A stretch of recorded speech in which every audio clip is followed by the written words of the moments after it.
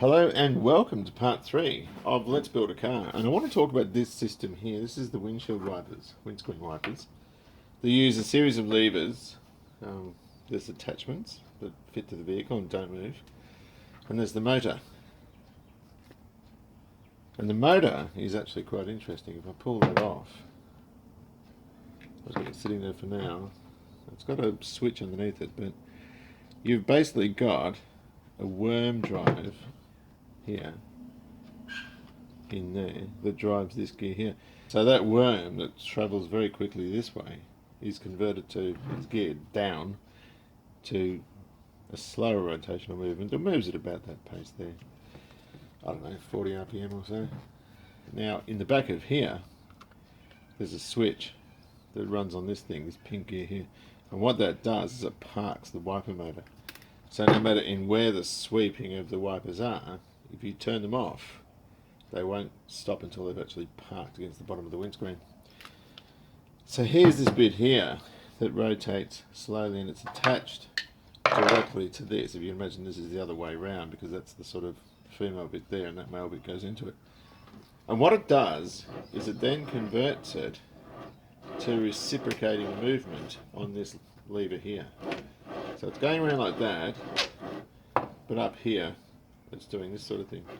And because it's directly connected to this one moves in a linear fashion and therefore gives you a semicircular movement at these points here for your wipers, which then sweep across the screen like that.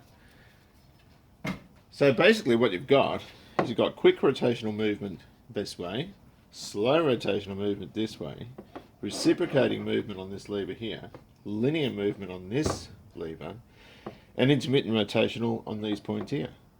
So it's a very simple system, but extremely effective. Just thought, I've got a couple of wiper motors. I just thought I'd put this together. Check this out. It's 7 degrees here in the garage of Starlie building, so it's really quite cool.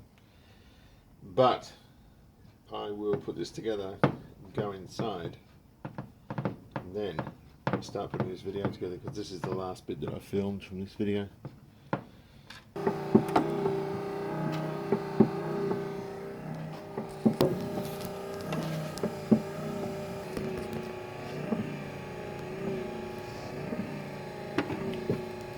Not working up there.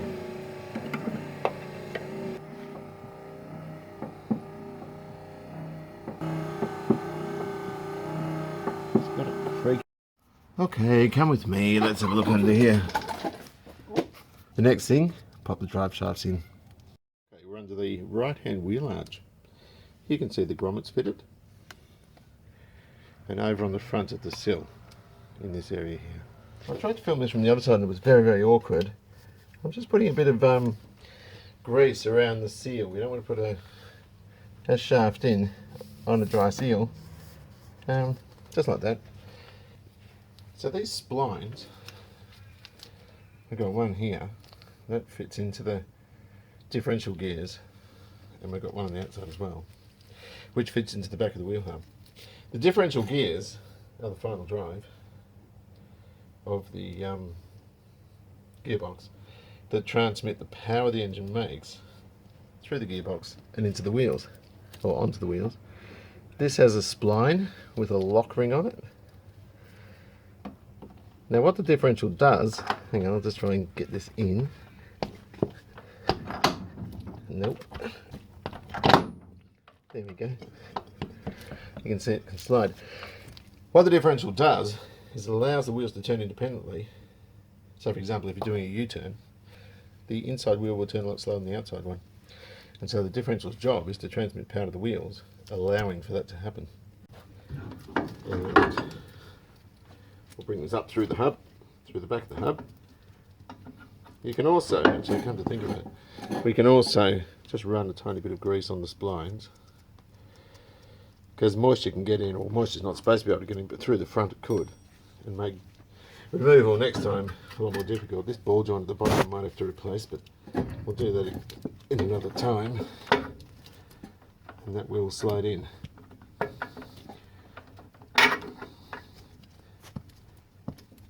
And then match up with the spline on the wheel. we'll just pop that ball joint back. Oh, I might just pop it up there. And we'll just push that lower control arm down. I can't sort of see what I'm doing. Hopefully you can see what I'm doing, because I sure as heck can't. There we go. And re-secure it. My boots are squeaking. Right, here's another engine, a spare one, exactly the same as the one we put in. And this is what we're looking at here. We're looking at the flywheel. Here's your flywheel, it's solid steel. The reason we have a flywheel is to keep momentum going at low speed. So if we let the clutch out briskly, the engine will still chug along. It just keeps a bit of rotational momentum going. The other thing it'll do is some of them are counterweighted. They're sort of balanced, if you like, and they smooth out a lot of the engine. The reciprocating movement of the engine's ironed out, if you like. Now behind that here is a ring gear. Now I've just stuck a huge bit of tape around there and measured how much it is, or what the circumference is, and I've taken a measurement of 5 centimetres and counted 7 teeth. So by my calculation, there are 116 teeth on the ring gear. This guy is a starter motor, and it has a 9-tooth pinion on it. And you can see the pinion is set back further from the end of the casing. Now what happens is this guy comes in from the back, like this. It's normally bolted to the gearbox. In this case I can't get it in. I hope it's the right starter motor for this engine. I'm having doubts. Maybe I picked, oh no, that looks to be the right one. Right, so it sits in sort of like that. Now those teeth aren't going to mesh. So what the starter motor does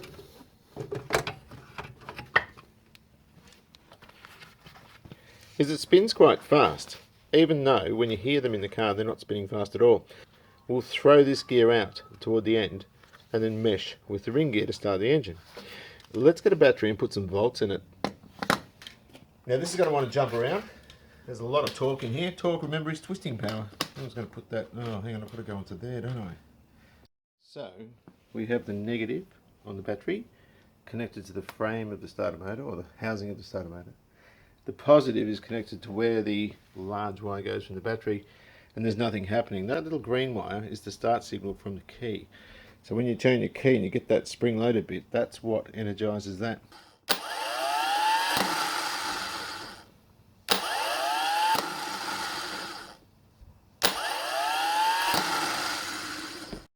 So there's a bit of information there. We know that ring gear that's connected to the flywheel has 116 teeth on it. We know the pinion gear, or the Bendix gear on the starter motor, has 9 teeth, so we can work out the ratio. Just been laying out a bit of colour. This is the tailgate that was on the red car. That looks beautiful. You can't tell it was off the red car. Looks good. That was the car that was written off that the cyclist hit. Yeah, until you get here. I don't know how the hell I did that, but I did. That was me. A masking error. I got it pretty well around the rest of the glass, but I kind of missed that. So I don't know. Should I leave it there as an homage to the red car? I don't know. It's going to be quite visible though at the bottom of the tailgate there. Anyway, tell me what you think. This is a single stage paint, designed and used for DIY. So it's not 2-pack, hasn't got any nasty chemicals in it. Toyota never clear coated in the engine bays, or they did a bit around here, but not much. It's beautiful and soft. Certainly not up here. I don't think they did. This was the dull red, the same as you find the engine bays, but it's turned out beautifully. So there's the underside of the bonnet. They're not normally cleared either. We'll turn it around and we'll do the top sides, and we're good. Should be cool. Right, so we're in the passenger side door. I've just seen something that's reminded me. I did a year on buying a car with the year 10s, and we talked about ADRs, Australian Design Rules. A lot of people like imports, particularly Japanese ones, JDM ones. And we were talking about side intrusion bars. You can see these bars across here. They're the sort of things they're talking about. Some markets, they're not compulsory. They are here. But anyway, let's get to the point. Through the door opening down there, I don't know if you can see a hole. I cut a hole. there, and there's another corresponding one here. This car didn't have power door locks or mirrors, and we're going to fit those. So it means putting a loom in each door. I'm only putting genuine Toyota stuff on. I labelled that when I took it off the car a few years ago. That's the red one, the driver's one, sorry. It was off the red car. A red car that a cyclist ran into when my mother was driving and wrote the car off. And he was hospitalised. He wasn't wearing a helmet either. So I'm going to thread these through. It's going to be a bit of a tough task. So I'm just going to turn the camera off while I do it. It looks like somebody slammed their hand in the car. But I've just got the glove there to stop the paint sort of getting damaged when we open it and close it. That's a catch. And it bolts to the B pillar. When we talk about the pillars on a car, we're talking about the A pillar, B pillar, and the thick one at the back is the C pillar. This is the door lock mechanism. It fits inside the door. It has the ability to close on top of the door. And to open it, that's the exterior handle. It pushes down and releases it. Interior handle, exterior handle, but when the door's locked, we can't open it at all. So the door has to be unlocked. This lever here is for the key lock. Does the same thing. Locked,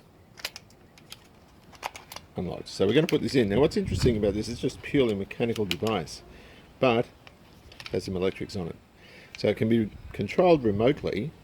A great example of a system. It can be controlled remotely, or by turning the key in either door will unlock and lock the other door. So I'll pop that in now, I think. Okay, so this is the first thing we put in. Rosie's back from a walk with Cleo, our dog. Hello Cleo, how are you, miss? We've got to put this in first. That's the actuator lever for the inside door handle. Let me just see if I can get my camera out. I'm trying to watch that at the same time.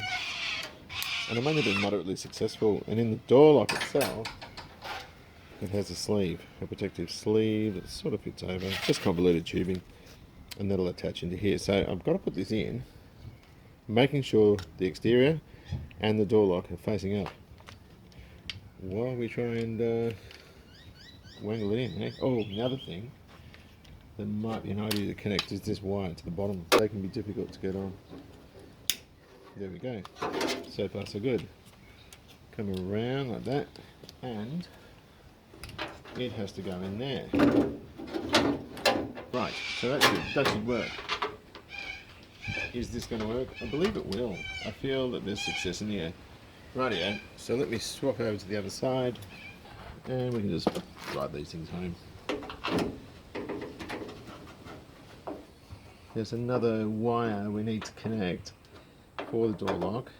There's a switch and also a solenoid in there. So the solenoid makes the door lock go dunk dunk up and down.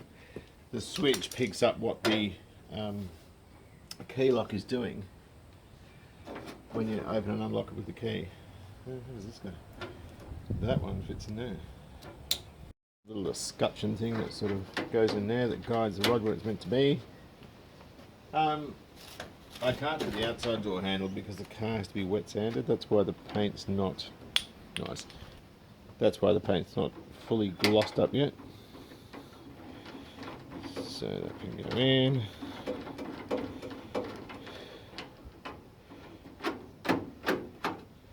Right, there's also a little guide clip for here which just fits in and rotates. That will hold that lever. There we go. And an interior door handle.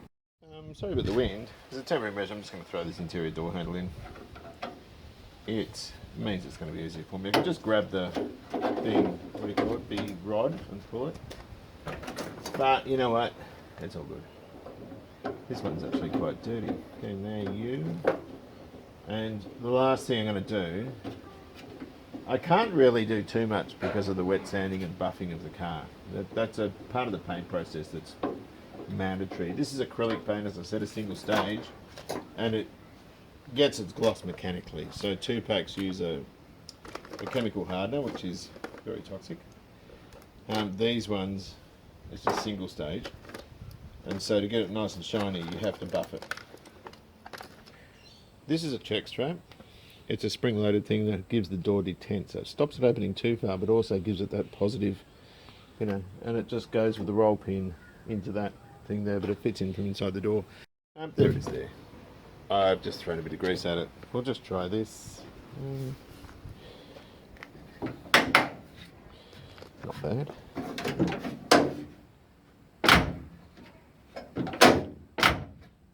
And if we lock the door, no one's getting in, right? Sweet. That's good. That's very good. So I think next course of action is chucking the heater in. In order to doing this, we have some holes down here. There's one right down the bottom, a drain for the air conditioner. There's the air conditioning hole for the lines there, and there's also the two heater ones. In behind there, it's difficult with the bonnet on. And of course, once they're hooked up, the air conditioner in particular, because that means the air conditioning pipes go under here.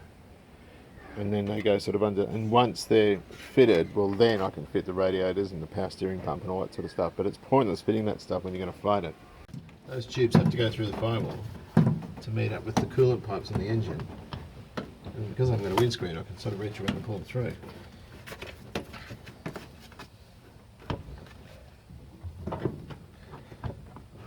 There we go. Done and dusted. Alright, so I can't remember how this thing bolts in. Oh, OGC. Alright, I've just got to pop that up and onto there, and then there's large nuts which will secure it. The beauty of not having the bonnet on or anything like that, you can just sort of stand in here to fit these things. These are the grommets, you must put those in. It's going to be a smelly trip if you don't. You'll pick up, you know, more noise and everything from the engine. They can be fiddly, but at the end of the day, they just snap in. This is a Toyota, so everything fits really, really well in it, given that they're also the original parts. And you know, it's kind of like putting an ice cream lid on. You can feel when they go in. That's all good, so we can hook these pipes up. There's two heater hoses. That one goes there, this one sort of travels under, and that goes into that one. So I've just got to go and get the clamps for it, and we can hook those up, and we can forget about them. A mishap. Our heater fan has sustained injury. I dropped it and broke off one of the mounts, but more importantly, I've broken off this, which retains the cable, and that cable controls fresh or recirculated air. So that's a bit of a bummer, but it doesn't matter because I have a spare. Yep, that is off another Starlie that came in to meet its doom in this place, and of course I kept a few spares from it. So I think we'll fit that one instead after we give it a bit of a clean. Other news, we've got the tailgate on. This is the tailgate off the red car that was written off. I've given it a paint job. And of course, it's got its little gas struts on and it's doing everything it's meant to do. This tailgate was in far better condition in terms of it hadn't been painted previously. The other one looked as though it had you know, some bad spray putty sort of work, so it was, you know, it was going to be a pain in the neck. I would have had to take all the paint off, and I didn't want to because the paint was stable. Got the bonnet here. Again, it has to be all wet sanded. You can see it's quite dull. Bumpers are painted. They're in, I've used a flex aid in these because they're plastic, so the paint has to stay flexible, and they look lovely. It's a beautiful colour. And the colour doesn't look on camera like it does when you look at it with the naked eye. So the bumpers can go on, but I'm not going to put it on until I wet sand or colour sand the car. Colour sanding is when you take off. If we look closely, the paint is like a satin finish. It's also got a pattern like orange peel in it. And the colour sanding is when you take the tops of that all off and you make it level, and then you buff it. And when we get it to that stage, it will be like glass, hopefully. Very, very shiny. And of course, once I've done that, I can put the bumper on. Useless trying to polish down to that level if you've got a bumper bar there, because you can't get right to the edge. I'm just taking the fan out. I've noticed, hang on, there's a little thing there. I've also noticed this housing is completely cracked. So it's no good, but I can salvage the fan. This guy, you don't often need heater fans. They don't fail very often, but on the off chance you need one, let's face it, some clown on eBay is going to want $80 for it.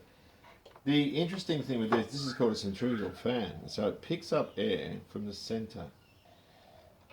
So interesting, this is where the vehicle picks up its fresh air from. There's a hole underneath the plenum chamber in the car.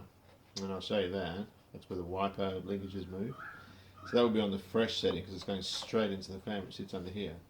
When you select recirc, it cuts off the fresh air and picks it up from the cabin.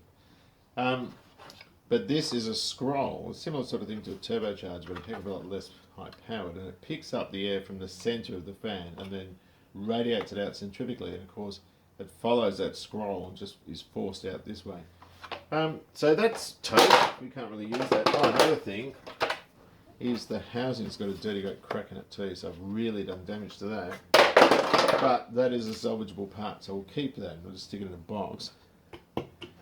This one will pop the fan out and just clean inside it, and hopefully we'll have a nice healthy replacement which works well in our little Starlie. This is the plenum chamber. It was where the all the water from the windshield washes off and goes into these vents. There's normally a sort of a black grid there, and they drain out behind the front guards. Now inside there is a duct, and you can see the walls of the duct are quite high to stop the water coming in the car. It sort of runs down past there, but the air can still get in. And the heater, the fan, is designed. Oh, I don't want to break that. I don't want to break it. The fan is designed to sit sealed up against that, like that. That gives you an idea when we look at it how we can have fresh where that duct is open at the top, or we can block the duct and get recirculating air into there. Now a lot of manufacturers have it so the fan and the heater can stay in situ and the air conditioning and evaporating can go in last because it's optional.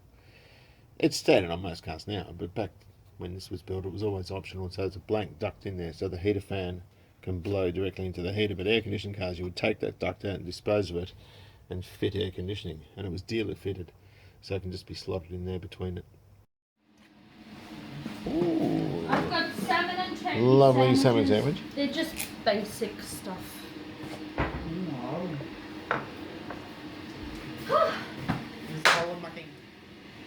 Alana's done it again. Mother's Day lunch. I need the scissors first. Well, Mother, I'm just going to separate this housing on this air conditioner. Just because I want to make sure that drain's clear, but not just that, there's a lot of gunk on the bottom of the on the bottom here, which I couldn't clean terribly well. So that means these things can, if there's a blockage there and there's all muck there, it can smell. So I think it's not a bad idea just to separate these housings and see what's in there. Because while I've got the car in a million bits, it would be maybe a bit short-sighted not to do this. Come on, you silly little sausage. Is it coming off?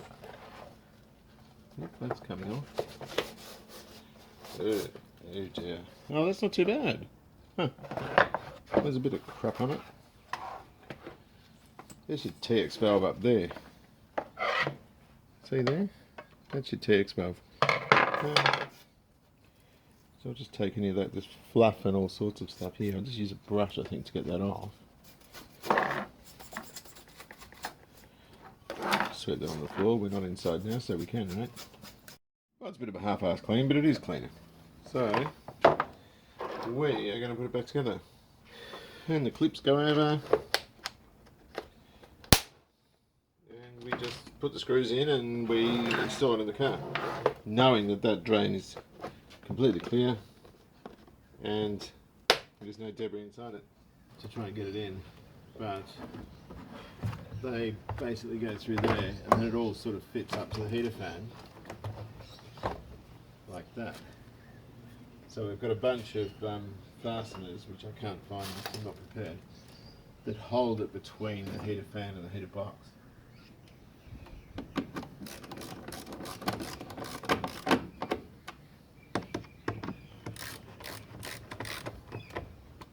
And we can do that up. That's not tight yet. I hadn't tightened it because I was worried about fitting the evaporator, which ended up going in very easily, but the windshield, the lack of windshield makes things so much easier. The clutch pedal has been set up. It's not bled yet. There's a bolt, a pivot bolt, which has been greased. There's 2 nuts holding on. There's another bolt holding on to the bottom of the plenum chamber. There's a clevis pin through it, which its spring attaches to. The other thing that's quite good about it is, and it's not far out in terms of its level, but there's a level adjuster which pops in here. And you can set the pedal height up according to where you want it, which is brilliant. It's not even that far out, it's not offensive where it is, and we can just lock that off with this lock nut. The brake pedal, and none of this is braced because we've got to put the crash bar in, but the other thing we can do with the brake, that's also got a kind of level adjuster in that it's got this switch, and that turns the brake lights on at the back. Now, we can't see electricity, so we have to put some in here, a very small amount, to see when this switch is going to activate.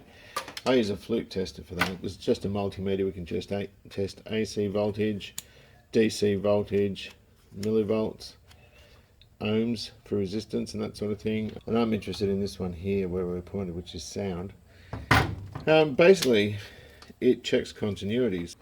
So what we can do is we can connect it onto the switch, onto the 2 terminals at the back of the switch, like that. And what we want to do is we want to have it so that the brake pedal is off, and when we start pushing the brake pedal it releases and the switch comes on, and therefore the lights do. So we screw it in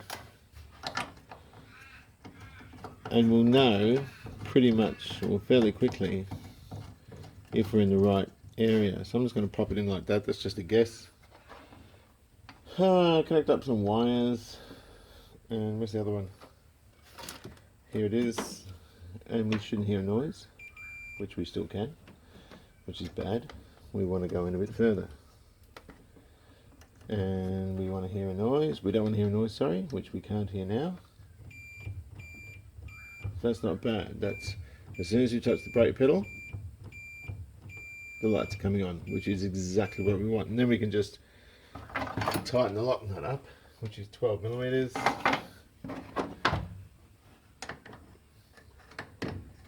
No, which is 14. You won't see a lot of, David pointed this out to me, a friend of mine. Toyota don't use a lot of 13 millimeter bolts or fasteners. Perfect, good.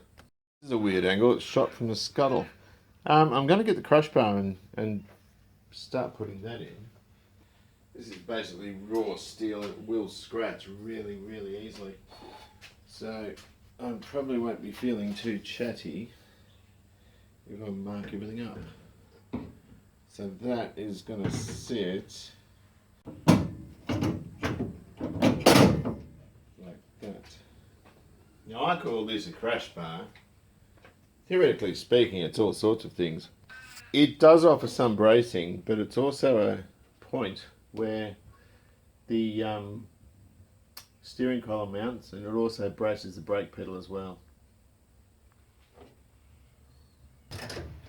When you're using tools like this, just make sure the socket is directly in line with the fastener. If it's off like that at all, it'll just slip, and that's when you can come off and hurt yourself.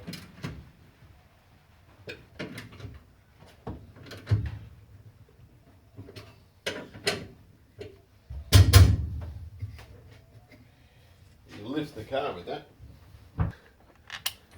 and it just sits in a couple of bolt holes in the firewall,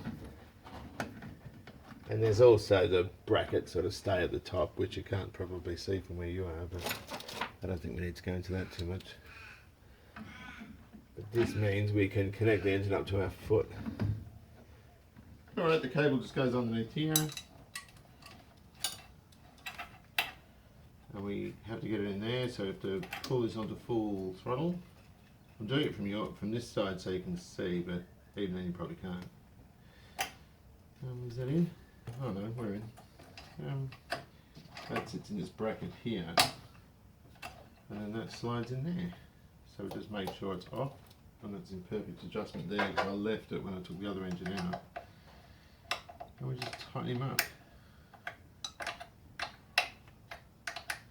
on these two nuts. So what that means is that now we can always get into the engine bay and manually operate the throttle, but there's a bit of slack there and it's stopping. So if I use it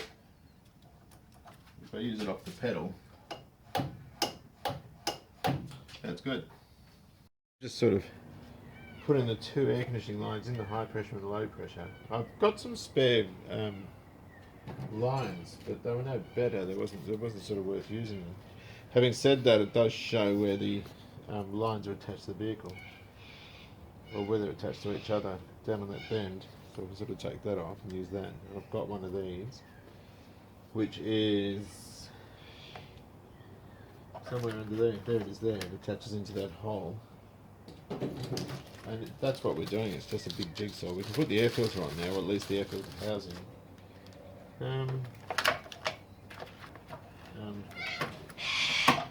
So that's secured. That's better. And then there's that one down on the bend there. Anyone who watches the stuff I do knows I love electroplating things and bringing them back to news. So these brackets here and that one, you don't see it, but it just annoys me. And also these clips, they look brilliant when they're plated. What do we got?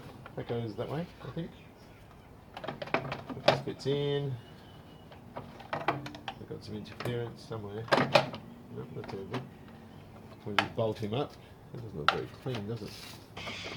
But this stuff at the back I'm finished down here. The only thing I have to plug in is the speedo cable, and I can reach that through there. And that goes in after the cluster. But there's still a lot of stuff to do, but this is the fun bit, you know. I'll just put this on, I guess. And that'll just block up all these holes, and just plug that hose in there. And it just blocks everything off nicely. So it's like sealed now.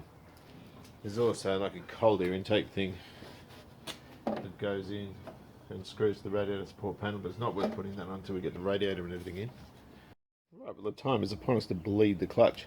I've taken the lid off the clutch master down there, just to trickle some fluid in. I've got an 8mm spanner here, so I can open the nipple, close the nipple like that.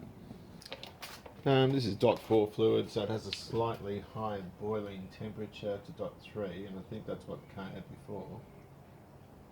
You just got to make sure you're careful with this and you do it slowly, because sometimes there's a float in the master cylinder, but sometimes it's such that it can spit back. Can I reach? And looking at that line, you can see some of the dirty fluid coming out now. Can you push that down again? Up, down, up, down, up, down, up, down, up. It's almost done. That'll do, miss. Thanks for that.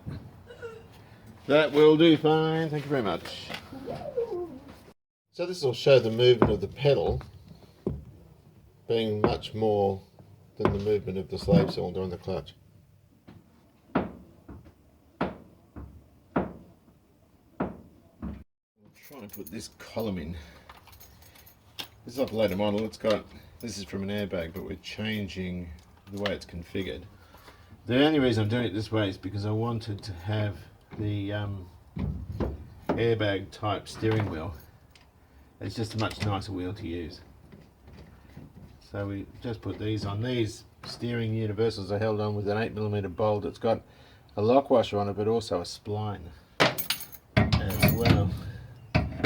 So the idea is this goes up and bolts into place. Just pop a couple of nuts in, or a nut and a bolt for now, just so it hangs there. Where's the bolt? Here it is. They're a 10mm bolt with a broad washer, so we know exactly what those are. And There's another 2, but this will let me check out the operation of the universal. I might just nip it up a little bit, I suppose. Call the clock spring or spiral cable. It has to be set up in the center. That's as far as it goes there. 1, 2, 3, 4, 5. Right, so we want to go 1, 2.5, and that will mean it's right in the center. And so we set it in the middle, so that way the horn wire and the airbag wire doesn't get crossed up and damaged inside that mechanism if you overturn it. Now this is redundant. We don't want the airbag. This car's not supposed to have one. It's too early. It was produced too early, but the steering wheel is nicer. You can put an airbag steering wheel directly on the pre-airbag car, but the horn won't work because they use a different point of contact for the horn. So these ones, the horn's done in the spiral cable. The other ones don't use this. It's a different mechanism altogether. So that'll do for now. I'm just going to pop a wheel on and just see how it is. And just pop him in. That's probably around about the right spot there. It doesn't matter. And if I just pull that down. When you go to take one of these off, just make sure you leave the nut on but loosen it so there's room so you can pull it back. Because they do get caught there. But if you take the nut off and pull back, you're going to go back through the window. So it's best to leave the nut on and just loosen it a bit. But that means now we have Starlie with steering. Sweet. Right, and if we leave that, we've got a steering lock. That's somewhat good. Let's have a closer look. So it's moving properly even though the light dodgy. I've looked down here and you can see how it all works. So I've got 2 uni joints there which are spinning quite well, and they're used so that the steering column, which is this upper part up here, can mate up with the steering rack spline. It gets it all in the right trajectory. So that's good. You've got to feed this in. I can't remember how it goes. Trying to scratch it up too much. You get the picture. And then we're just going to put the motor in and the car will have wipers. So now our young Starlie has gained wipers. Done. Sweet. So I think on that note we'll go. So what are we doing? Well, everything's pretty much completely finished from, say, there back. The door lock wiring is routed properly, or routed properly. You can see here. I took a photo of it with my phone before I pulled it apart. So that's all looking fairly good. The other thing we've done is started putting the seat latches and hinges in. Down there, and started putting some of those plastic threaded things which aren't used in this car. I've got to still put the rest of the grommets in too. I haven't got around to that. But anyway, hope you've enjoyed this. Take good care of yourselves, and I'll see you soon.